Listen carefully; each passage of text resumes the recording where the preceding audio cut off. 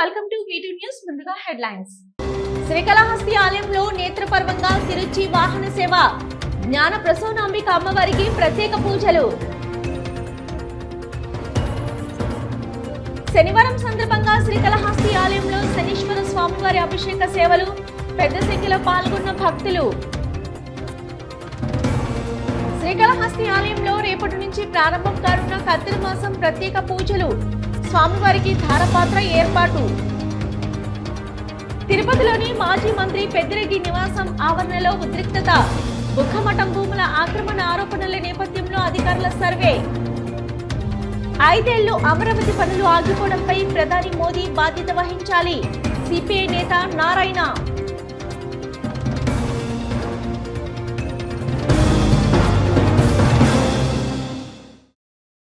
శ్రీకాళహస్తీశ్వర ఆలయంలో తిరుచి వాహన సేవ నేత్రపర్వంగా నిర్వహించారు. జ్ఞానరూపిణి మంగళకర స్వరూపిణి జ్ఞాన ప్రసూనాంబ దివ్య మంగళకర స్వరూపాన్ని దర్శించుకుంటూ భక్తులు ఆధ్యాత్మిక ఆనందంతో పరవశించారు.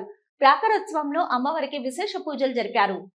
శ్రీకాళహస్తీశ్వర ఆలయంలో నిన్న రాత్రి శ్రీ జ్ఞాన ప్రసూనాంబ దేవి తిరుచి వాహనంపై భక్తులకు దర్శనమిచ్చారు. ఆలయంలోని అమ్మవారి సన్నిధిలో అమ్మవారి ఉత్సవమూర్తికి విశిష్ట దివ్య అలంకారాలు చేసి తిరుచి వాహనంపై కొలువు తీర్చి ఆలయ ప్రాకారోత్సవం చేపట్టారు. మంగళ వాయిద్యాలు భక్తుల శివనామ స్మరణ నడుమ అమ్మవారి ఉత్సవమూర్తిని ఆలయ ప్రాంగణంలో అత్యంత వేడుకగా ఊరేగించారు. ఆలయ ఆవరణంలోని రాతి ధ్వజస్తంభం వద్ద అమ్మవారి ఉత్సవమూర్తికి మంగళ వాయిద్య నీరాజనాలు సమర్పించారు. అనంతరం ఊరేగింపుగా తీసుకొచ్చి అమ్మవారి సన్నిధిలో కొలువు తీర్చి ధూపదీప నైవేద్యాలు నివేదించి మంగళ హారతులు సమర్పించారు.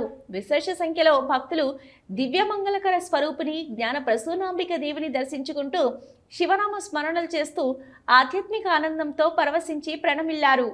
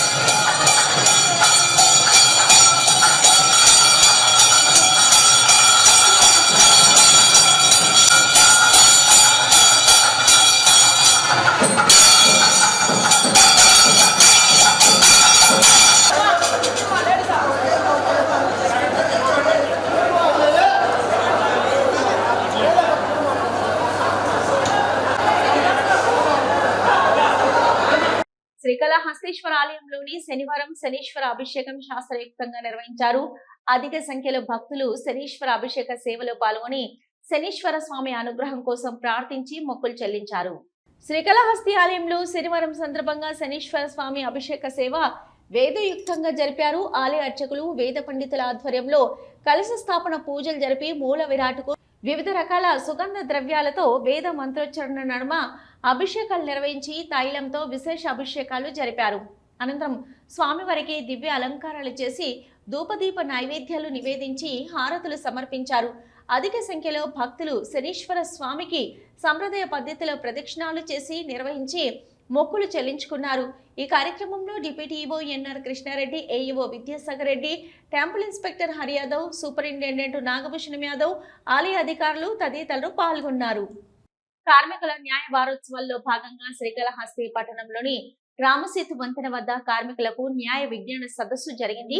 న్యాయవాదులు రాజేశ్వరరావు, అరుణ్ కుమార్, శ్రీరాములు న్యాయ హక్కులు, విధుల గురించి కార్మికులకు అవగాహన కల్పించారు. కేంద్ర ప్రభుత్వం కార్మికులకు అండగా ప్రవేశపెట్టబడిన ఈ-శ్రమ్, పీఎం శ్రమయోగి మన్ధన్ పథకం, ఆయుష్మాన్ భారత్ పథకాల గురించి కార్మికులకు అవగాహన కల్పించారు.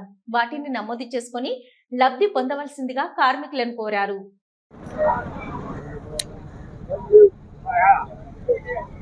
లక్షలు ఇస్తారు. అదే విధంగా ఏదైనా అంగవైకల్యం ఏదైనా అయితే కూడా 2 లక్షలు ఇస్తారు. అది మీకు ఉచితంగా కేంద్ర ప్రభుత్వం వారు 2021 సంవత్సరంలోనే పెట్టారు. అది అంటే సగం మందికి తెలియదు మీకు. కాబట్టి మీ సేవలో కానీ మీ ఆధార్ కార్డు ఎత్తుకోకపోతే మీకు ఉచితంగానే చేయిస్తారు. ప్రతి ఒక్కరు చేసుకో. ఎందుకంటే ఎన్నో పథకాలు వస్తాయి, అది వేరు. ఇది కేంద్ర ప్రభుత్వం మీకోసం పెట్టింది. అది ఎందుకంటే కష్టపడేవాళ్ళు మీరు కార్మికులు, అవునా కదా. నిద్ర లేస్తే మీకు అది లేకపోతే పూట గడవదు, అవునా కదా. మీ ఫోటోల కోసం ఎందుకంటే ఈ యొక్క అది పెట్టింది. అదే రోజు జిల్లా జడ్జి వారి ఆదేశాల మేరకు ఈ న్యాయ వారసులో భాగంగా మే 1 నుంచి 7 వరకు ఈ కార్మికులకు సంబంధించిన హక్కులు, విధుల గురించి ఈరోజు శ్రీకాళహస్తి స్వర్ణముఖి నది వద్దనున్న కార్మికుల సమక్షంలో ఈ న్యాయ విజ్ఞాన సదస్సు ఏర్పాటు చేయడం జరిగింది. దీనివల్ల ఈ కార్మికులకు ఈ-శ్రామ్ అనే కార్డు ఉచితంగా ఇవ్వబడి జరుగుతుంది. దీనివల్ల ప్రయోజనం ఏంటంటే వారికి ఏదన్నా దురదృష్టవశాత్తు మరణం సంభవిస్తే 2 లక్షల రూపాయలు, అదేవిధంగా ఏదైనా అంగవైకల్యం జరిగితే 1 లక్ష రూపాయలు కూడా ఉచితంగా ఇవ్వడం జరుగుతుంది. అదేవిధంగా ఆయుష్మాన్ భారత్ అనే ఒక స్కీమ్ కూడా ఉంది కేంద్ర ప్రభుత్వం. దానివల్ల ప్రతి కుటుంబానికి ఏదన్నా జరిగితే 5 లక్షల రూపాయల వరకు ఆరోగ్య బీమా కూడా వస్తుంది. అదేవిధంగా పీఎం శ్రమయోగి మాన్ధన్ పథకం కింద అతను కానీ రిటైర్ అయితే అతనికి నెలకి 3,000 రూపాయలు పెన్షన్ కూడా వస్తుంది. ఈ యొక్క స్కీములన్నీ కూడా కార్మికులకు దృష్టిలోకి తీసుకురావాలనేసి మేము న్యాయ విజ్ఞాన సదస్సు ద్వారా తెలియజేయడం జరిగింది. శ్రీకాళహస్తి ఆలయంలో వైశాఖ శుద్ధ సప్తమి సందర్భంగా రేపటి నుంచి డొల్లు కత్తెర ప్రారంభం కానుంది. సందర్భంగా స్వామివారికి 2వ కాల అభిషేకం అనంతరం శ్రీ స్వామివారి మూల విరాట్ పై భాగాన ధారపాత్ర నెలకొల్పనున్నారు. అలాగే ఈ నెల 11 నుంచి వైశాఖ శుద్ధ చతుర్దశి సందర్భంగా సాయంత్రం 5:31 నుంచి నిజకత్తెర ప్రారంభం కానుంది. ఈ నెల జ్యేష్ఠ శుద్ధ విద్య బుధవారం రాత్రి 1:28 కత్తెర సమయం ఒకే నుంచి ఈ సందర్భంగా శ్రీకాళహస్తి ఆలయంలో ప్రత్యేక పూజలు నిర్వహించనున్నారు. క్రీడల్లో గెలుపు ఓటములు సర్వసాధారణమని, కానీ క్రీడల కారణంగా క్రీడాకారుడికి చేకూరే శారీరక మానసిక స్థైర్యం అసాధారణమని శాప్ చైర్మన్ అనిమిని రవినాయుడు పేర్కొన్నారు. తిరుపతిలోని శ్రీ శ్రీనివాస స్పోర్ట్స్ కాంప్లెక్స్ లో నిర్వహించిన వార్షిక ఉచిత వేసవి శిక్షణ శిబిరంలో పాల్గొన్న 400 మంది క్రీడాకారులకు ఆయన చేతుల మీదుగా క్రీడా సామగ్రిని అందజేశారు. క్రీడల్లో గెలుపు ఓటములు సర్వసాధారణమని, కానీ క్రీడల కారణంగా క్రీడాకారుడికి చేకూరే శారీరక మానసిక స్థైర్యము అసాధారణమని శాప్ చైర్మన్ అనిమిని రవినాయుడు పేర్కొన్నారు. తిరుపతిలోని శ్రీ శ్రీనివాస స్పోర్ట్స్ కాంప్లెక్స్ లో నిర్వహించిన వార్షిక ఉచిత వేసవి శిక్షణ శిబిరంలో పాల్గొన్న 400 మంది క్రీడాకారులకు ఆయన చేతుల మీదుగా క్రీడా సామగ్రిని అందజేశారు. ఈ సందర్భంగా శాప్ చైర్మన్ మాట్లాడుతూ, గతంలో మెడల్స్ సాధించిన క్రీడాకారులకు సైతం వారి భవిష్యత్తు పట్ల అభద్రతా భావం ఉండేదని, కానీ నేడు ఆ పరిస్థితి ఆంధ్రప్రదేశ్లో లేదన్నారు. ముఖ్యమంత్రి వర్యులు నారా చంద్రబాబు నాయుడు క్రీడాకారులకు జీవిత భద్రతను కల్పిస్తూ ప్రభుత్వ కొలువుల్లో రాత పరీక్ష లేకుండా సాహసోపేతమైన నిర్ణయాన్ని తీసుకుని బంగారు భవిష్యత్తుకు బాటలు వేశారన్నారు. ఏపీలో ప్రభుత్వ ఉద్యోగులకు సంబంధించి ఇకపై ఏ నోటిఫికేషన్ విడుదలైనా రాత పరీక్ష లేకుండా క్రీడాకారులు సాధించిన మెడల్స్ వారి ప్రతిభ ఆధారంగానే ఉద్యోగ అవకాశాలు కల్పించేందుకు కూటమి ప్రభుత్వం కట్టుబడి పనిచేస్తుందన్నారు. 35 ఏళ్ల తర్వాత పలువురు క్రీడాకారులు రాత పరీక్ష లేకుండా ప్రభుత్వ ఉద్యోగాలు ఇవ్వాలని దివంగత మాజీ ముఖ్యమంత్రి స్వర్గీయ ఎన్టీఆర్ దృష్టికి తీసుకొచ్చారని వారు గుర్తు చేశారు.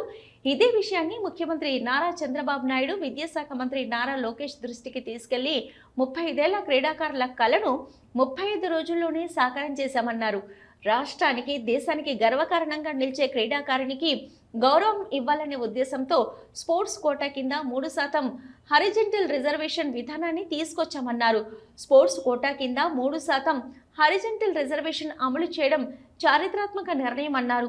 దీని కారణంగా ఇటీవల ప్రకటించిన మెగా డిఎస్సిలో రాష్ట్ర వ్యాప్తంగా 421 మంది క్రీడాకారులకు ఉద్యోగ భద్రత లభిస్తుందని వివరించారు. దేశ గౌరవాన్ని, రాష్ట్ర గౌరవాన్ని పెంపొందించే క్రీడాకారులకు సముచిత స్థానం కల్పించవలసిన బాధ్యత తమపై ఉందని భావిస్తూ సీఎం చంద్రబాబు ఈ నిర్ణయం తీసుకున్నారన్నారు. క్రీడాకారుల పట్ల సీఎం చంద్రబాబు నాయుడు చిత్తశుద్ధితో పనిచేస్తున్నారన్నారు. ముఖ్యంగా క్రీడాకారులకు రాష్ట్ర వ్యాప్తంగా అత్యుత్తమ క్రీడా వసతులను కల్పించేందుకు క్రీడా ప్రాధికార సంస్థ కృషి చేస్తుందన్నారు. రాష్ట్ర వ్యాప్తంగా క్రీడల పట్ల ఆసక్తి ఉన్న వారి కోసం క్రీడా ప్రాధికార సంస్థ ఆధ్వర్యంలో సమ్మర్ కోచింగ్ క్యాంపులు నిర్వహిస్తున్నామన్నారు.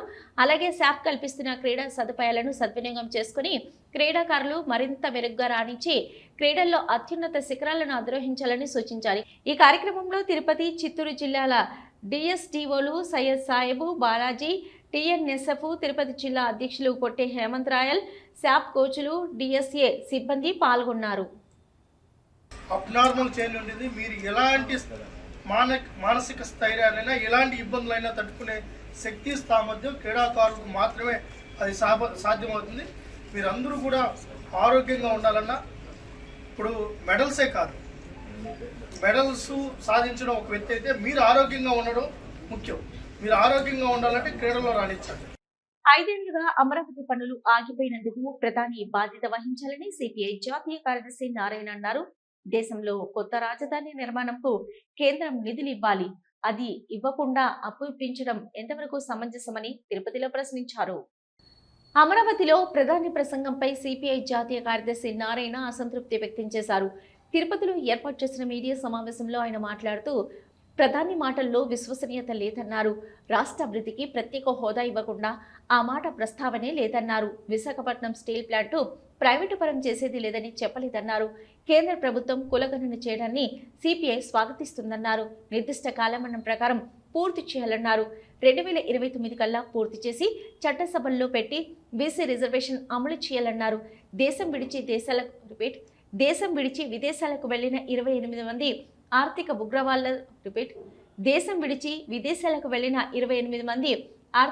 ఉగ్రవాదులను ఎందుకు దేశానికి పట్టుకొని రాలేదన్నారు. గత ప్రభుత్వ అవినీతి చట్టం రాష్ట్రంలో అలానే ఉన్నది.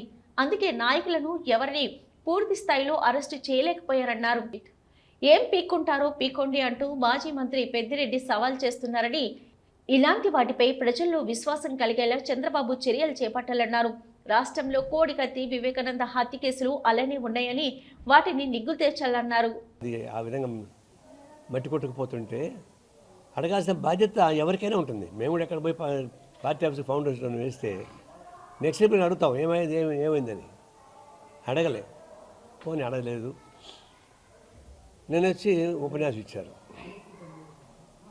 ర్యాపోర్ట్ లాగానే మనుషులకైతే మనసు ఉంటుంది, హృదయం ఉంటుంది, హృదయ స్పందన ఉంటుంది. స్పందన ప్రకారం మాట్లాడితే నిజాయితీ ఉంటుంది. కానీ ర్యాపోర్ట్స్ కట్ట కాదు, కీచి పెట్టేస్తే ర్యాపోర్ట్ మాట్లాడుతుంటాయి.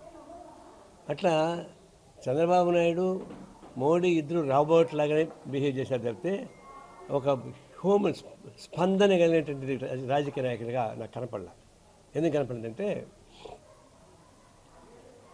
ఆ 10 ఏళ్ళు కానీ జరిగి ఉంటే ఈ పార్టీకి సుందరవందనంగా ఉండేది, క్యాపిటల్ బ్రహ్మాండంగా ఉండేది. పోయింది. ఇప్పుడు పచ్చిక బయలు లాక్కుంటున్నారు. దీనికి బాధ్యత ఎవరు వహించాలి? బాధ్యత వహించాల్సింది నెంబర్ 1 ప్రధానమంత్రి మోడీ, నెంబర్ 2 జగన్మోహన్ రెడ్డి, నెంబర్ 3 చంద్రబాబు నాయుడు. అయితే ఒక ఆయన ముద్ద ఆయన తప్పించుకుపోయాడు. మాజీ ముఖ్యమంత్రి ఉన్నాడు, ఫార్మాలిటీ ప్రకారం ఆయన రావాలి. భారత రాజ్యాంగ వ్యవస్థ ఉన్న ఫార్మాలిటీస్ ప్రధానమంత్రి వచ్చినప్పుడు మొన్నటిదాకా ముఖ్యమంత్రిగా ఉన్నటువంటి జగన్మోహన్ రెడ్డి కట్టసి కాలికన వచ్చి ఉండాల్సింది, రాలేకపోయాడు. అంటే దాన్ని బట్టి ఆయన ఎంత తప్పులు చేశాడో అర్థం చేసుకుంటాడు. ఆయన నిజంగా హృదయ స్పందన ఉంది. జగన్మోహన్ రెడ్డి దుర్మార్గం పని చేసిన హృదయ స్పందన ఉంది. మాట్లాడలేకపోయాడు, వాళ్ళ ముఖం చూడలేకపోయాడు, వెళ్ళిపోయాడు. వీళ్ళు నిన్న ఇచ్చిన ఉపన్యాసంలో నిజాయితీ ఉందని. పల్మనేరు రూరల్ గంగవరం మండలంలో ఎమ్మెల్యే అమర్నాథ్ రెడ్డి, జిల్లా కలెక్టర్ సునీత్ కుమార్ ఆధ్వర్యంలో మహిళలతో అవగాహన కార్యక్రమం నిర్వహించారు. తిరుపూరుకు చెందిన Eastman explores global clothing private limited textiles పరిశ్రమను పల్మనేరు పరిసర ప్రాంతంలో ఏర్పాటు చేసి సుమారు 4,000 మందికి ఉపాధి కల్పించేందుకు చర్యలు చేపట్టినట్టు తెలిపారు. పల్మనేరు రూరల్ గంగవరం మండలంలోని గోల్డెన్ ఫంక్షన్ హాల్లో ఎమ్మెల్యే అమర్నాథ్ రెడ్డి, జిల్లా కలెక్టర్ సుమిత్ కుమార్ ఆధ్వర్యంలో మహిళలతో అవగాహన కార్యక్రమం నిర్వహించారు. తిరుపూరుకు చెందిన Eastman exports global clothing private limited textiles పరిశ్రమలను పల్మనేరు పరిసర ప్రాంతంలో ఏర్పాటు చేసి సుమారు 4,000 మందికి ఉపాధి కల్పించేందుకు చర్యలు చేపట్టినట్టు తెలిపారు. రాష్ట్ర ప్రభుత్వం రాష్ట్రంలోని అన్ని ప్రాంతాలను అభివృద్ధి చేయాలని, ఆయా ప్రాంతాల్లో ఏ రంగంలో నైపుణ్యం కలిగిన వారు ఉన్నారో అలాంటి పరిశ్రమలను ఏర్పాటు చేయాలని, పల్మనేరు నియోజకవర్గంలో టైలరింగ్లో మహిళలు ఎంతో నైపుణ్యంతో ఉన్నారని అన్నారు. వారందరికీ ఉపాధి కల్పించడం కోసం తమిళనాడు రాష్ట్రం తిరుపూరుకు చెందిన సంస్థ వారితో మాట్లాడి వారి సమక్షంలో మహిళల అభిప్రాయాలను సేకరించి వారు పనిచేయుటకు సుముఖంగా ఉన్నట్లయితే బట్టల పరిశ్రమను ఏర్పాటు చేస్తారని వెల్లడించారు. దీని ద్వారా పల్మనేరు నియోజకవర్గ పరిధిలో దాదాపు 4,000 మందికి ఉపాధి దొరుకుతుందని, పరిశ్రమలో పనిచేయటకు సుముఖంగా లేని వారికి పీస్ వర్క్ ద్వారా తమ ఇంటి వద్దే కుట్టి ఇచ్చే విధంగా వారితో మాట్లాడతానని తెలిపారు. పనిచేయటకు ముందుకు రాకపోతే ఆ పరిశ్రమ వేరే నియోజకవర్గానికి వెళ్లిపోతుందని తెలిపారు. చేసిన తర్వాత చిత్తూరు జిల్లాలో ఒక గార్మెంట్ ఫ్యాక్టరీ పెడతాం. అటువంటి రిక్వెస్ట్ జిల్లా అడ్మినిస్ట్రేషన్ పెట్టిన తర్వాత ఫస్ట్ వీకోటలో ఒక సర్వే చేయడం జరిగింది. వీకోటలో కూడా ఇటువంటి సభ అక్కడ పెట్టడం జరిగింది. మరియు చిత్తూరులో కూడా ఒక మీటింగ్ పెట్టడం జరిగింది. తర్వాత వాళ్ళు పలంనేరులో కూడా ఒక మీటింగ్ పెడితే పలంనేరులో సిచ్యువేషన్ ఏమిటి, పలంనేరులో డిమాండ్ ఏమిటి, పలంనేరులో అక్కడ లేబర్ దొరుకుతుంది లేదా. సో ఈ సందర్భంగా కూడా ఈసారి మనం పలంనేరులో ఈ మీటింగ్ పెట్టడం జరుగుతుంది. సో ఇప్పుడు అందరికీ తెలుసు, అందరికీ ఉద్యోగం కావాలి. ఇండస్ట్రీ వస్తేనే ఉద్యోగం క్రియేట్ అవుతాయి, ఇండస్ట్రీ వస్తేనే ఇన్కమ్ ఇంక్రీజ్ అవుతాయి. సో ఈ సందర్భంగా చూస్తే టెక్స్టైల్ కంపెనీలో ఎక్కువగా ఉద్యోగం, టెక్స్టైల్ సెక్టర్ అంటే ఎక్కువగా ఉద్యోగం ఇవ్వని సెక్టర్. సో కంపెనీతో మాట్లాడితే కంపెనీ ఏం చెప్పడం జరిగింది, కంపెనీ ద్వారా 2,000 నుంచి 3,000, 4,000 వరకు కూడా ఉద్యోగం ఇవ్వచ్చు. వేటగాళ్లు పెట్టిన నాటు బాంబు తిని అస్వస్థత గురై ఏనుగు మృతి చెందిన ఘటన చిత్తూరు జిల్లాలో చోటు చేసుకుంది. యాతమరి మండలం తమిళనాడు సరిహద్దు ప్రాంతంలో తాళ్లమడుగు వెలుతురు చేను సమీపంలో ఈ ఘటన చోటు చేసుకుంది.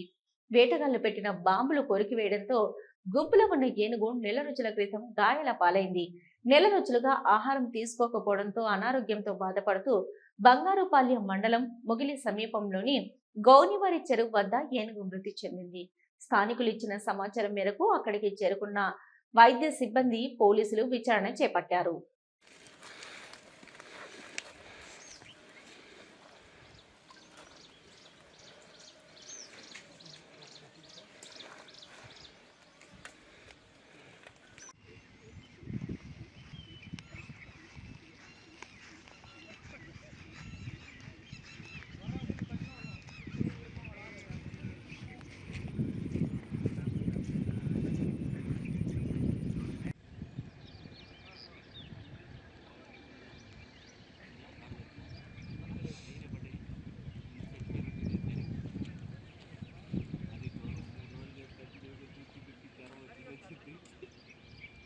ఏమైంది?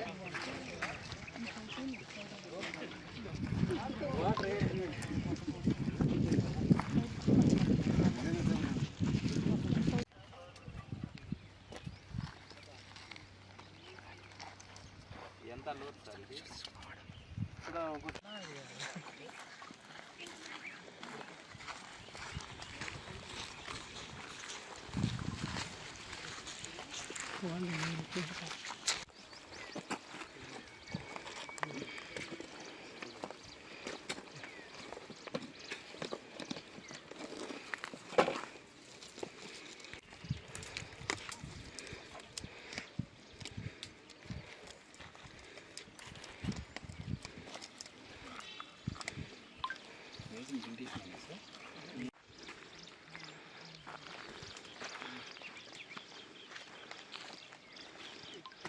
మేలా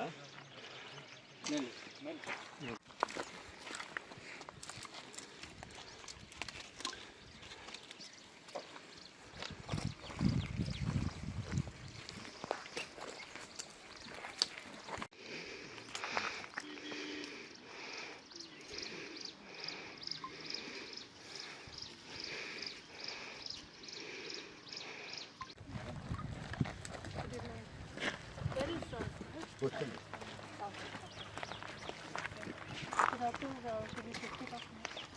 I'm thinking to shift because if something again contamination. Into the water will have some. If anything will there, so we can't avoid. Where we have to shift? Either inside this, if you go, we'll have to try after the exam in the past. No, this we have examined just now. Tirupati నగరంలోని మారుతి నగర్ లో ఉన్న మాజీ మంత్రి పెద్దిరెడ్డి రామచంద్రారెడ్డి నివాసం ఎదుట tension వాతావరణం చోటు చేసుకుంది. దేవాదాయ శాఖకు చెందిన బుగ్గమఠంలో మంత్రి పెద్దిరెడ్డి నివాసం ఉన్నారన్న ఆరోపణల నేపథ్యంలో సర్వే కోసం అధికారులు వెళ్లారు. ఈ సందర్భంగా పెద్దిరెడ్డి అనుచరులు అధికారులతో వాగ్వాదానికి దిగారు. అయితే పోలీసులు భారీగా చేరుకోవడంతో ప్రశాంతంగా సర్వే కొనసాగింది. దీనికి సంబంధించి ఇప్పటికే పెద్దిరెడ్డికి అధికారులు గతంలో నోటీసులు జారీ చేశారు. గతంలో బుగ్గ మఠానికి చెందిన భూములు కౌలు కోసం కొంతమంది వ్యక్తులకు కేటాయించారు. వారి దగ్గర నుంచి పెద్దిరెడ్డి బంధువులు భూములు కొన్నట్టుగా సమాచారం. దీంతో ఈ వ్యవహారంపై ప్రభుత్వ ఆదేశాల మేరకు అధికారులు సర్వే చేపట్టారు.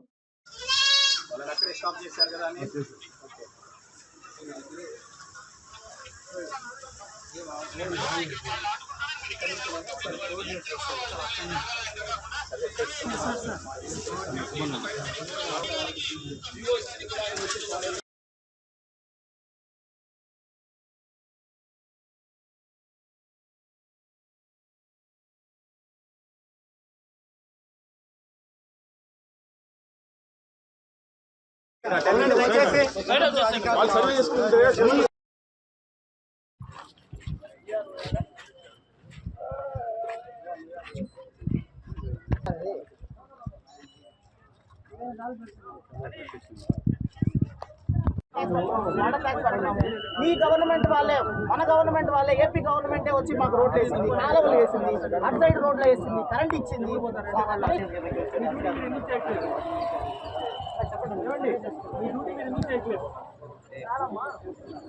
రోడ్లు నిలుచుకోవడం, రోడ్లు నిలుచుకోవడం.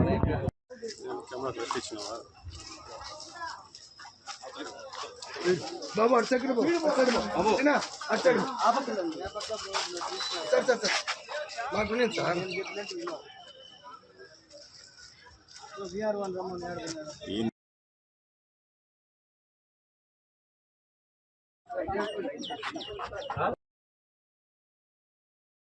ఏముందండి, అక్కడ పోతే అక్కడికి వస్తారు కదా.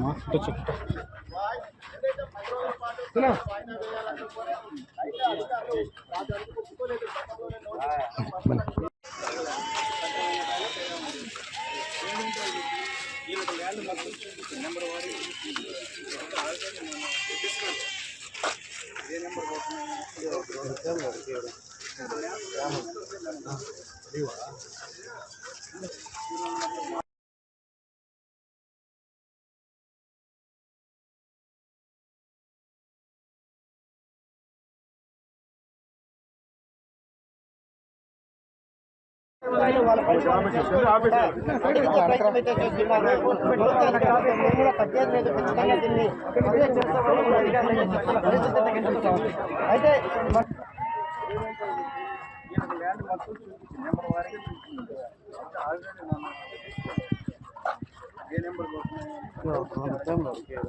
మాట్లాడి చేస్తాం కొంచెం బాబు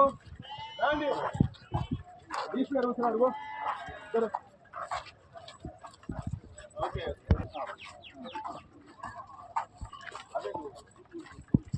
దాంట్లో అడుగు ఆయన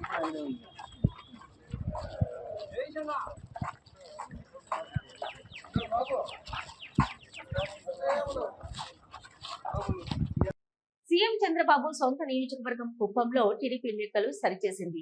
చంద్రబాబు కంచుకోటలో జరిగిన మొట్టమొదటి మున్సిపల్ ఎన్నికల్లో గత వైసీపీ జెండా ఎగరవేయడం సంచలనం రేపింది. అయితే మున్సిపల్ చైర్మన్ పదవి చేయించుకోవడంతో టీడీపీ మళ్లీ పట్టు నిలుపుకున్నట్లయింది. మేజర్ పంచాయతీగా ఉన్న సీఎం చంద్రబాబు కుప్పం నియోజకవర్గం గత వైసీపీ ప్రభుత్వంలో మొట్టమొదటిసారిగా మున్సిపాలిటీగా మారింది. దశాబ్దాలుగా గెలుస్తూ వస్తున్న సొంత నియోజకవర్గాన్ని కనీసం మున్సిపాలిటీగా కూడా చేయలేకపోయారంటూ వైసీపీ చంద్రబాబుపై కామెంట్స్ చేసింది. అనంతరం తొలిసారిగా జరిగిన మున్సిపల్ ఎన్నికల్లో మొత్తం 25 స్థానాలకు 19 చోట్ల వైసీపీ గెలిచింది. టీడీపీని కేవలం 6 స్థానాలకు పరిమితం చేసింది. దీంతో కుప్పంలో చంద్రబాబు పట్టు కోల్పోయారంటూ అప్పట్లో వైసీపీ నేతలు ప్రచారం చేశారు. వైనాట్ కుప్పం అంటూ సరికొత్త స్లోగన్ ఎత్తుకున్నారు. కుప్పం మున్సిపాలిటీతో పాటు ఎంపీటీసీలు, జెడ్పీటీసీలు గెలుచుకోవడం ద్వారా 175కు 175 గెలుచుకుంటామంటూ ప్రచారం స్టార్ట్ చేశారు. అయితే వైసీపీ బెదిరింపులకు పాల్పడి ఎన్నికలు ఏకపక్షం చేస్తుందని అప్పట్లోనే టీడీపీ ఆరోపించింది. టీడీపీ అప్రమత్తం కావడానికి మళ్లీ విజయం సాధించడానికి కూడా కుప్పంలో జరిగిన స్థానిక ఎన్నికలు పునాది వేశాయని చెప్పవచ్చు. కుప్పంలో స్థానిక ఎన్నికల్లో పరాజయంతో చంద్రబాబు అప్రమత్తమయ్యారు. స్థానిక నాయకత్వాన్ని పూర్తిగా ప్రక్షాళన చేశారు. రాష్ట్ర వ్యాప్తంగా మిగతా నియోజకవర్గాల్లోనూ దిద్దుబాటు చర్యలు ప్రారంభించారు. దీంతో అప్పటిదాకా స్థానిక ఎన్నికలు, మున్సిపాలిటీలు, కార్పొరేషన్లో కోల్పోయిన టీడీపీ అనంతరం జరిగిన పట్టభద్రుల ఎన్నికల్లో అనూహ్య విజయం సాధించింది. అధికార పార్టీ వైసీపీ కన్నా ఎక్కువ స్థానాలు చేజిక్కించుకుంది. అలా మొదలైన టీడీపీ విజయ ప్రస్థానం 2024 ఎన్నికల్లో ప్రభంజనంగా మారింది. పట్టభద్రుల ఎన్నికల ఫలితాలు అనంతరం కుప్పం బాధ్యతలను స్థానిక నాయకులకు కాకుండా ఆ బాధ్యతలను రాయలసీమ పట్టభద్రుల ఎన్నికల్లో విజయం సాధించిన నెల్లూరు జిల్లాకు చెందిన కంచర్ల శ్రీకాంత్కు అప్పగించారు. కుప్పంపై ఎప్పటికప్పుడు సమీక్షలు ప్రారంభించారు. ఆ తర్వాతే కుప్పంలో ఇంటి నిర్మాణం కూడా ప్రారంభించారు. ప్రతి 3 నెలలకు ఒకసారి కుప్పం వస్తానని ప్రకటించారు. 2024లో కూటమి ప్రభుత్వం అధికారంలోకి రాగానే మున్సిపాలిటీని చేజిక్కించుకునేందుకు టీడీపీ సిద్ధమైంది. ఇందులో భాగంగా మున్సిపల్ చైర్మన్గా ఉన్న డాక్టర్ సుధీర్ టీడీపీలో చేరేందుకు సిద్ధమవగా స్థానిక నాయకత్వం తీవ్రంగా వ్యతిరేకించింది. ముందు రాజీనామా చేస్తే తర్వాత ఆలోచిస్తామని టీడీపీ నేతలు తేల్చి చెప్పడంతో తప్పనిసరి పరిస్థితుల్లో మున్సిపల్ చైర్మన్తో పాటు తన కౌన్సిలర్ పదవికి కూడా సుధీర్ రాజీనామా చేయాల్సి వచ్చింది. ఇక మరో 4 కౌన్సిలర్లు టీడీపీలో చేరారు. ఇక కుప్పం మున్సిపల్ చైర్మన్కు నోటిఫికేషన్ రాగానే తమ కౌన్సిలర్లను ఇరు పార్టీల నాయకులు ఇతర రాష్ట్రాలకు క్యాంపులకు తరలించారు. కౌన్సిలర్లను కాపాడుకునేందుకు చేసిన Kuppam YCP incharge MLC Bharat ప్రయత్నాలేమీ ఫలించలేదు. చివరికి మున్సిపల్ చైర్మన్ ఎన్నికల్లో 6 మంది వైసీపీ కౌన్సిలర్లకి టీడీపీకి అనుకూలంగా ఓటు వేశారు. మొత్తం 24 స్థానాల్లో 16 చోట్ల టీడీపీ అభ్యర్థి సెల్వరాజ్కి మద్దతు పలికారు. దీంతో చైర్మన్ పదవి టీడీపీ కైవసం చేసుకుంది. కుప్పం తన అడ్డా అని మరోసారి చంద్రబాబు నిరూపించినట్టయింది. తిరుమల శ్రీవారిని మాజీ ఎంపీ విజయసాయిరెడ్డి దర్శించుకున్నారు. ఈ రోజు ఉదయం నైవేద్య విరామ సమయంలో స్వామివారిని దర్శించుకున్నారు. దర్శనం అనంతరం ఆయనకు ఆలయ అధికారులు తీర్థ ప్రసాదాలు అందజేయగా పండితులు ఆశీర్వచనాలు అందజేశారు.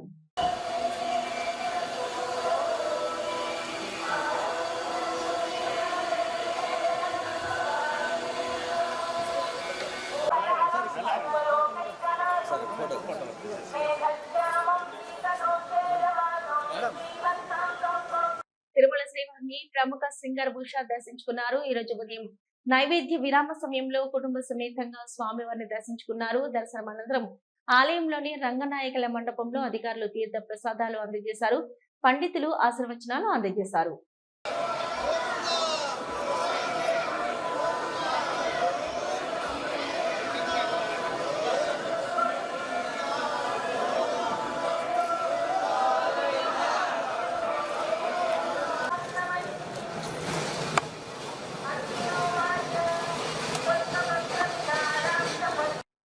ముగించే ముందు హెడ్లైన్స్ మరొకసారి. శ్రీకాళహస్తి ఆలయంలో నేత్రపర్వంగా తిరుచి వాహన సేవ, జ్ఞాన ప్రసూనాంబిక అమ్మవారికి ప్రత్యేక పూజలు. శనివారం సందర్భంగా శ్రీకాళహస్తి ఆలయంలో శనీశ్వర స్వామివారి అభిషేక సేవలు, పెద్ద సంఖ్యలో పాల్గొన్న భక్తులు. శ్రీకాళహస్తి ఆలయంలో రేపటి నుంచి ప్రారంభం కానున్న కార్తీక మాసం ప్రత్యేక పూజలు, స్వామివారికి ధారపాత్ర ఏర్పాటు.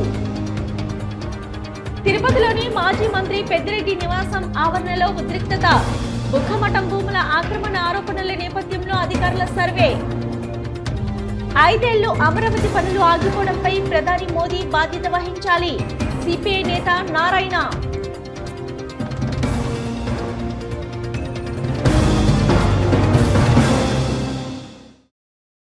ఇవి ఇప్పటివరకున్న V2 న్యూస్. నమస్తే.